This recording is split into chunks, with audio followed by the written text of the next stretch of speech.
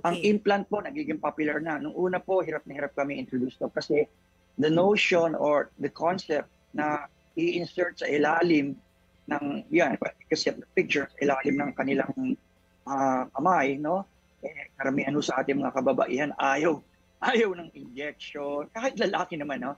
Pero upon further explanation, ang implant po ay mas maraming advantages than the pills, than the IUD, than the injectables, no?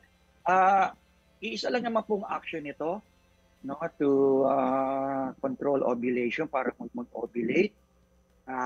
But they only come in different package, no? Depende po 'yan sa pangangailangan. So if you will ask, that your next question will be, anong kaibahan ng implant sa iniinom?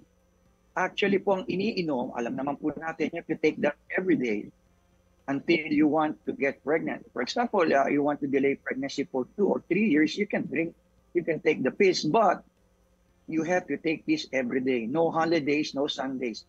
Diretso po Tsaka yan. 'pag nakalimutan mo Again, 'yan, palso. mm-mm. Yung kailangan may Ay, oras. totoo po yan. Kaya karamihan po doon sa kababaihan na pumapalya, maybe the pills is not for you, no? Mm. Baka ito na nga ang Maybe, implants. yes. Pero bago po tayo mag-implant, meron po tayong tinatawag ng injectables naman. Yung injectables naman po every 3 months, ini-inject. So you should know kung kailan mag-expire na yan after 3 months, then you should go to your center, the doctor, para magpa-inject. Pero the problem is, minsan yung compliance din, nakakalimutan mo na yung, teka, kailan ba yung ika-third month ko? Minsan nakakalimutan mo na, lumampas na, Oo. 4th month na. Di ba? Lalo pag Hindi mahaba pa yung rin satisfied. pagitan. Dok, makakalimutan mo talaga, di ba? Hindi naman lahat Yes. nagka-calendar eh. Mhm. Yes, pag nilagay mo sa calendar yan, paglampas ng 1 at 2 buwan, pinunit mo na yung kalendaryo, natabunan na, wala na. O kaya You pag forgot it, nag-travel right? ka, nakalimutan mo na iba yung time zone. Naguguluhan yung Kaya, iba. Oh, actually, totoo yeah, yan. yeah, Oo. yeah.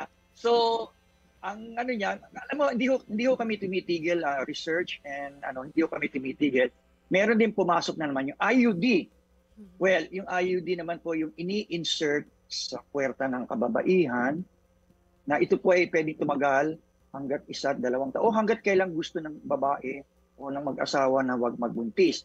Ang maganda po rito, wala po ito masyadong substance, kaunti lang, at pinapasok po sa puwerta ng babae. Ang ano po nito ay pwede po ito managlag, mahugot mag-isa, hindi mo alam nalaglag na. Pag nagsiping kayo Yun ng nga. mister mo, Oo. naku, buntis. So ano po? Yes, yes. Then comes implant. Yan na, implant. Ito pong implant ay maliliit na parang, how can I, yung maliliit na rod.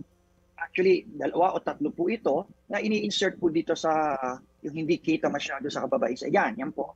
Sa may malapit sa axillary or kilikili. I-insert yan yung 1 rod or 3 rod. At ito po ay tumatagal na hanggang 3 taon. Wow. taon. So Ngayon, papatanggal mo po? na lang yan kung Yes. gusto mo magsimula na ng Hindi po. pamilya.